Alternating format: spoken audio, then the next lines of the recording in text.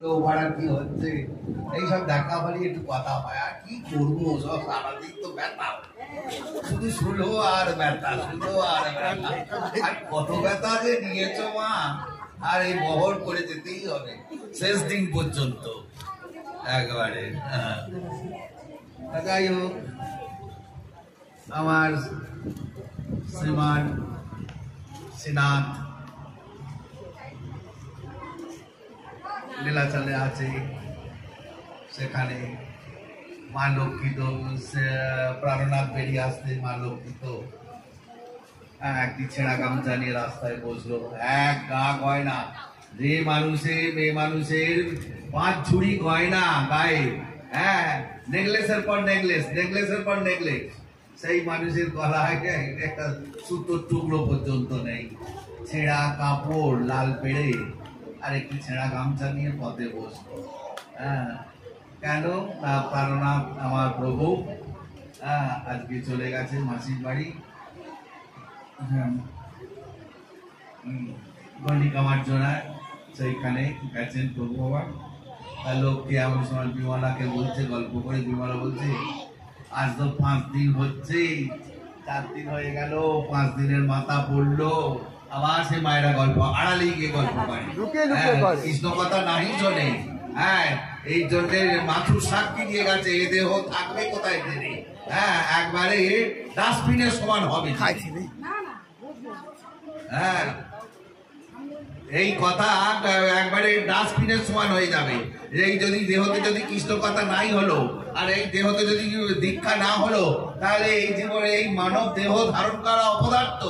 আর এই অপদার্থ কৃষ্ণ কথা না শুনলে এই দেহর কোনো পালিশ নেই। এই দেহ সোনার, এখন তো অনেকের অনেক সোনার দাম তো বোধ হয় 90-এর উপর উঠে চলে গেছে। হ্যাঁ, একবারে 90 ছাড়িয়ে চলে গেছে। হ্যাঁ, তা সেই ইয়েতে নামটা কি বলে, সবাই তো সোনার দিতে পারে না, ওই জন্য রূপোর উপরে সোনার জল পালিশ করা থাকে। তা আমাদের দেহটা দীক্ষা হলে ওইটা সোনার জলে একবার ধুয়ে নিতে হয়। হ্যাঁ, তা সেই সোনার জলে যদি না ধোয়া হয়, এই দেহ কোনো কাজে লাগে না দীক্ষা না হলে। একবারে ডাস্টবিনের সমান ফেলে দিয়ে রাখতে হয়। সেখানে যত লোকেও, হ্যাঁ আমি মানুষ নয় নাকি, হ্যাঁ আমি অমুক নয় নাকি, ও যত বাহানা, যত নাকাপনা কথা, হ্যাঁ ও সব বাদ হয়ে যাবে।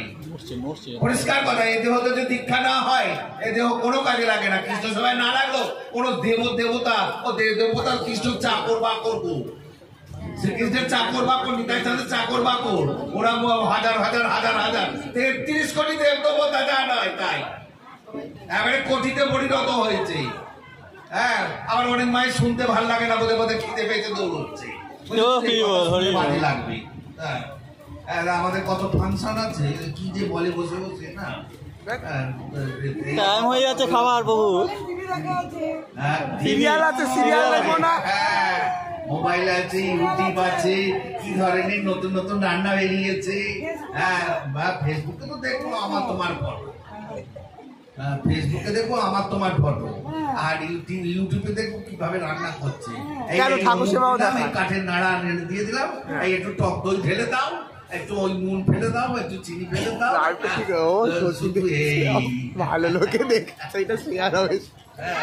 এই তো হলো আমাদের পৃথিবী, আর এই তো আমাদের সমাজ। হ্যাঁ, সেখানে কৃষ্ণ কথা না শুনলে কোনো কিছু হবে না, যতই যাই করো। আজকে দিনের পর দিন কিভাবে লয় হয়ে যাচ্ছে চিন্তা করতে পারছো না, দিনের পর দিন। এই কিছুদিন আগে দেখো একটা প্লেন ভেঙে পড়ে গেল, হ্যাঁ, হাউ হাউ করে জ্বলতে লাগলো, আবার দেখো আবার কি একটা ঘটনা ঘটতে আসছে। আজকে তোমরা যদি একটু নাম না করো, আমার পাশে ঠায় বক বক করে যাচ্ছে, ওদের অবস্থা বলল, ওদের যাত্রা শুরু বোধ হয়। নিতাই নিতাই, তা যাই হোক, খুব ভালো কথা। হ্যাঁ, তা এমন সময় লক্ষ্মী বললো যে, লক্ষ্মী বললো তাহলে আমি যাই বাপের বাড়িতে। শোন শোন শোন, কি হয়েছে, একটু সর্ষে পোড়া নিয়ে যা। সর্ষে পোড়া কি করে দেবো, বলে আমি পড়ে দেবো। হ্যাঁ, তুই সেইখানে, আমাদের তো এখানে কেউ তো সর্ষে পোড়া একমাত্র সাপ ঝাড়তে আর ওই কোথা দিয়ে ঝাড়ানো যাওয়া যায়, ও ঝাড়া যা পারে। আমাদের তো সর্ষে পোড়া এখানে কোথায় পাবো। হ্যাঁ, তাই সর্ষে নিয়ে গিয়ে, সাদা সর্ষে নিয়ে গিয়ে লক্ষ্মী হাই পাই করে ঢুকলো। সঙ্গে সঙ্গে জগন্নাথ গন্ধ পেলো। হ্যাঁ, গন্ধ পেয়ে কাঁঠাল ভাঙলি যেমন গন্ধ আসে, গন্ধ আসছে।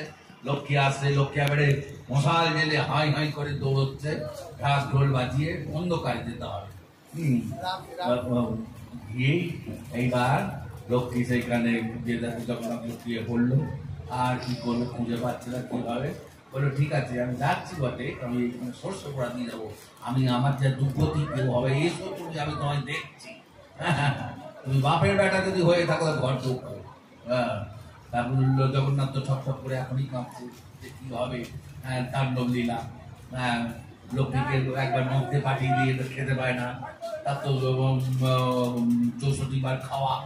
হ্যাঁ, আর এখন তো খেতে পারছে না, কি অবস্থা সেই রকম অবস্থা, বলে আবার না ঘটনা ঘটায়। যাই হোক মন্ত্রটি বলছে কি, জগন্নাথের মুখ করে ধড়পড়, হ্যাঁ সর্ষে করে চড়বড়। ভালো করে শোনো, আমি এক একজনকে জিজ্ঞেস করবো, কিন্তু আমি কিন্তু জিজ্ঞেস করবো ওই যেগুলো বলছি, যে হ্যাঁ গো তুমি তো শুনেছো, কি বলেছি বলো তো। জগন্নাথের সর্ষে করে চড়বড়, শুনে রাখো, সর্ষে করে চড়বড়, জগন্নাথের বুক করে ধড়পড়, মিনছে আমার রথে, আমি বসলাম পথে, ওগো আমার জগৎপতি, আমার কি হবে গতি। সর্ষে করে চড়বড়, জগন্নাথের বুক করে ধড়বড়। হ্যাঁ, হাসছো বটে, আমি জিজ্ঞেস করবো। হ্যাঁ হ্যাঁ, তখন বলবে না যে মিনছে আমার রথে বললে হবে না। হ্যাঁ, লজ্জায় পাকছে, চতুর্দিকে নাম করে ফেলছে সব। নিজের ঘরের ছেলে মেয়েকে নিজের মায়েরা বাপেরাই এগিয়ে দিচ্ছে, যা যা যা যা ছেলের সঙ্গে যা, হ্যাঁ যা। আজকে মা বাপের জন্য ছেলে মেয়েরা নষ্ট হয়ে যাচ্ছে, প্রত্যেকটা জায়গায় প্রত্যেকটা মা বাপের জন্য দায়ী, ছেলে মেয়েরা নষ্ট। ওই আমার ছেলে মেয়ে ফার্স্ট ক্লাস, হ্যাঁ কি গো তোমার জামাই কি করে? আমার জামাই ইঞ্জিনিয়ার। ইঞ্জিনিয়ার, আমার জামাই ইঞ্জিনিয়ার। কি গো ইঞ্জিন, সব ইঞ্জিনিয়ার, সব ইঞ্জিনিয়ার, কিন্তু একটা কাজে দেখো সেই ইঞ্জিনের নাট খুলে পড়ে যাচ্ছে গাড়ি। এই তো ইঞ্জিন। হ্যাঁ, আমার গীতা ইঞ্জিন ছাড়া কোনো ইঞ্জিন ট্যাক্সই হয় না। হ্যাঁ, কৌরই বল। হ্যাঁ, আমার ছাড়া কোনো ইঞ্জিন ট্যাক্সই হয় না। যে যত মহাপ্রভু এই কথা ভাগবতে লিখে গেছে, বলে গেছেন যে নিতাই তোমার জন্য তো সবকিছু করছি, কিন্তু তুমি এত বিরোধ করছো কেন? আমি তো তুমি যা বলছো তাই করছি, তা তো এতে। সেই জন্যে কোনো কথা নাই। সেই জন্য সোদপুর পানিহাটিতে সেখানে বলাই আছে, যখন সীতানাথ বললো যে যাও যাও যাও নিতাই গৌরকে আমি পাবো না, হ্যাঁ বলে হ্যাঁ পাবি, দেখবি।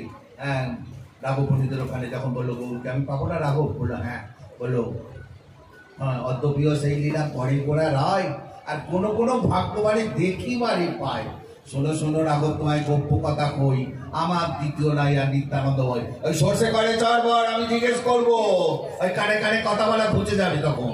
সর্ষে করে চড়বড়, জগন্নাথের বুক করে ধড়পড়। হ্যাঁ, নিচে আমার রথে, আমি বসলাম পথে, আমার কি হবে গতি, ওগো মোর জগৎপতি। আচ্ছা, এই পদ্মটা সবাই শিখে রেখেছো, সামনে বছর আবার বলবে, আর 2 হাত তুলে নাচবে, উলুধ্বনি দেবে। জয় জয়।